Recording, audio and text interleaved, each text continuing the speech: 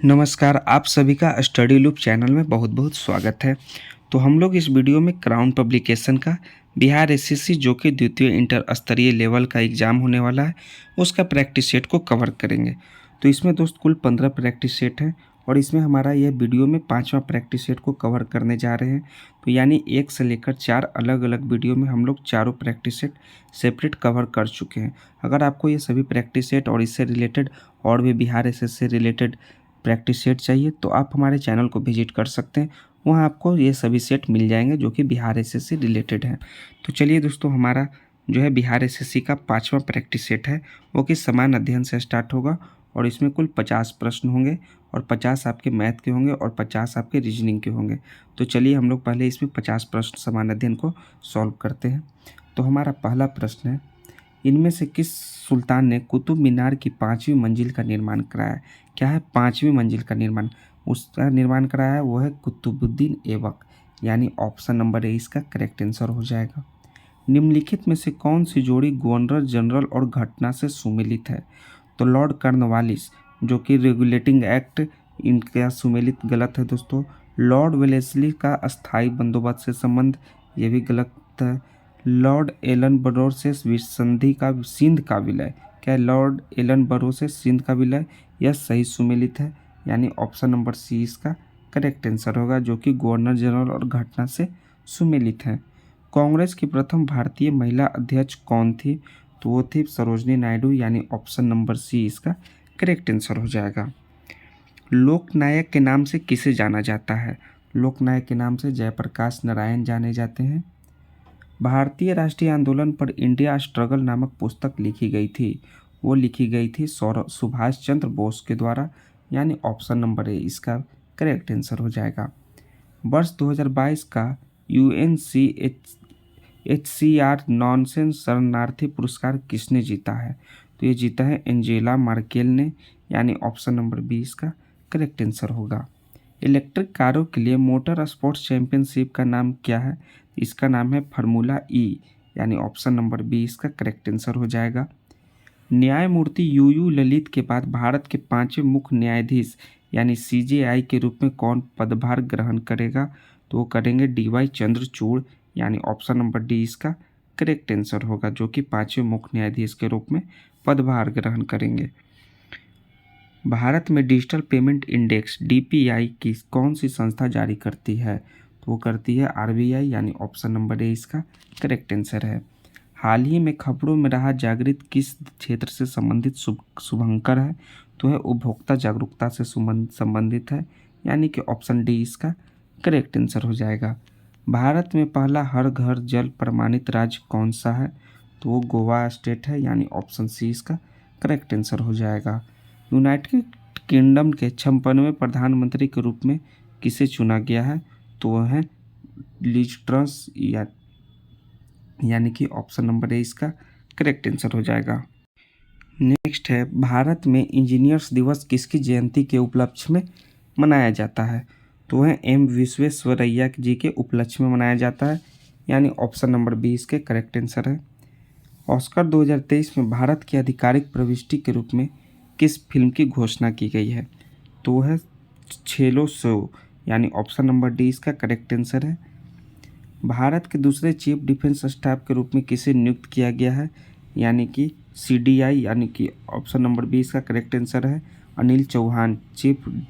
CDS chief defence staff, CDS जो है प्रथम CDS जो थे बिपिन रावत, उनकी मृत्यु हो गई, उसके बाद दूसरे CDS के रूप में है वो है अनिल चौहान। निम्नलिखित में से किस नेता ने 1906 में कलकत्ता कांग्रेस अधिवेशन की अध्यक्षता की थी? वो है दादा भाई नौरोजी, यानी ऑप्शन डी करेक्ट आंसर हो जाएगा। निम्नलिखित में से कौन सुमेलित नहीं है? तो जलेब-ला दर्रा जो है सिक्किम में स्थित है, यह सुमेलित है। माना और नीति जो है उत्तराखंड में स्थित है, ये भी सही है। सिपकी-ला जो जम्मू कश्मीर में स्थित है, यह गलत है दोस्तों, ये जम्मू कश्मीर में नहीं स्थित है, यानी ऑप्शन नंबर सी इसका करेक्ट आंसर हो जाएगा। भारत की तट रेखा की लंबाई कितनी है? तो इसकी लंबाई लगभग दोस्तों 7500 किलोमीटर है, यानी 7500 किलोमीटर। ऑप्शन डी इसका करेक्ट आंसर हो जाएगा। भारत में सुनामी वार्निंग सेंटर अवस्थित है, तो यह अवस्थित है हैदराबाद में, यानी ऑप्शन सी करेक्ट आंसर हो जाएगा। विश्व जनसंख्या दिवस कितने अरब जनसंख्या पहुंचने के पश्चात मनाया जाने लगा? तो 5 अरब जब जनसंख्या पहुंच गया तब विश्व जनसंख्या दिवस मनाया जाने लगा, यानी ऑप्शन सी इसका भी करेक्ट आंसर हो जाएगा। निम्न में से किस राष्ट्रपति ने एक शक्ति का प्रयोग किया था जिसे संवैधानिक शब्दावली में जेबी निषेधाधिकार कहा जाता है? तो राष्ट्रपति का नाम है ज्ञानी जैल सिंह। इन्होंने एक शक्ति का प्रयोग किया था, यानी ऑप्शन नंबर सी इसका भी करेक्ट आंसर हो जाएगा। भारत में त्रिस्तरीय पंचायती राज व्यवस्था की सिफारिश की थी, वो किए थे बलवंत राय मेहता समिति ने, यानी ऑप्शन नंबर बी इसका करेक्ट आंसर हो जाएगा।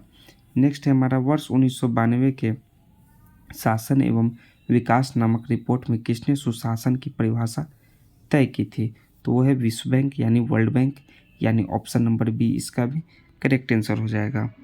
एक खुली हुई अर्थव्यवस्था में अर्थव्यवस्था की राष्ट्रीय आय जिसे वाई के नाम से अंकित है तथा CIGXM का क्रमशः अर्थ है उपभोग, निवेश, सरकारी खर्च, कुल निर्यात और कुल आयात। तो वाई यानी राष्ट्रीय आय बराबर क्या होगा? इसका जो करेक्ट आंसर है वाई बराबर होगा दोस्तों C+I+G+X-M, यानी ऑप्शन नंबर सी इसका करेक्ट आंसर है।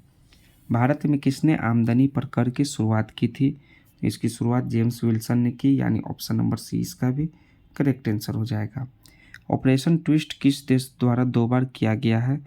वो किया गया अमेरिका के द्वारा, यानी ऑप्शन बी इसका करेक्ट आंसर हो जाएगा। वीटो के अपीलीय प्राधिकरण की स्थापना कब की गई थी?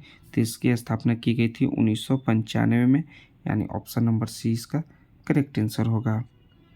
तेलीय रुमाल के लिए किस राज्य को GI टैग दिया गया है? तो इसको जो है तेलंगाना स्टेट को तेलीय रुमाल के लिए GI टैग मिला है, ऑप्शन सी इसका राइट आंसर हो जाएगा। विश्व खाद्य सुरक्षा दिवस कब मनाया जाता है? ये मनाया जाता है 7 जून को, यानी ऑप्शन नंबर बी इसका करेक्ट आंसर है। फिर पूर्वी घाटी से होकर कौन सी नदी नहीं बहती है? तो नहीं बहने वाली है वो है कावेरी, बाकी ये सभी नदियाँ बहती है, यह नहीं बहती है, यानी ऑप्शन नंबर डी इसका करेक्ट आंसर है, जो कि पूर्वी घाटी से होकर नहीं बहती है। लाल पांडा रेड पांडा के बारे में क्या कथन सत्य है? तो चलिए, लाल पांडा को भारत में कानूनी संरक्षण प्राप्त है, यह सही है। यह अरुणाचल प्रदेश का राजकीय पशु है, यह गलत है। यह एलुरुस पुलगेंस प्रजाति का जानवर है, यह कथन सही है, यानी कि 1 और 3 दोनों सही है। तो ऑप्शन नंबर सी इसका करेक्ट आंसर है। निम्नलिखित में से कौन प्रथम अशोक चक्र प्राप्त करता थे? प्रथम अशोक चक्र प्राप्त किए इनमें से नर बहादुर थापा, ऑप्शन ए इसका करेक्ट आंसर हो जाएगा। विश्व में सर्वाधिक आबादी वाला शहर कौन सा है? वो है टोक्यो। भगवती समिति का संबंध किससे है? इनका संबंध है बेरोजगारी से। ब्रिक्स में सबसे अंत में कौन सा देश शामिल हुआ? तो इनमें सबसे अंत में शामिल होने वाले देश हैं दक्षिण अफ्रीका, यानी साउथ अफ्रीका, ऑप्शन डी इसका करेक्ट आंसर हो जाएगा। उरुग्वे की मुद्रा क्या है? वो है पेसो, ऑप्शन नंबर डी इसका भी करेक्ट आंसर हो जाएगा। इनमें से कौन सी रचना सलमान रुश्दी की नहीं है? तो सलमान रुश्दी की रचना नहीं है, देखना है दोस्तों। तो फ्यूरी ये तो है, गोल्डन हाउस ये भी है, और मिडनाइट चिल्ड्रन ये भी है।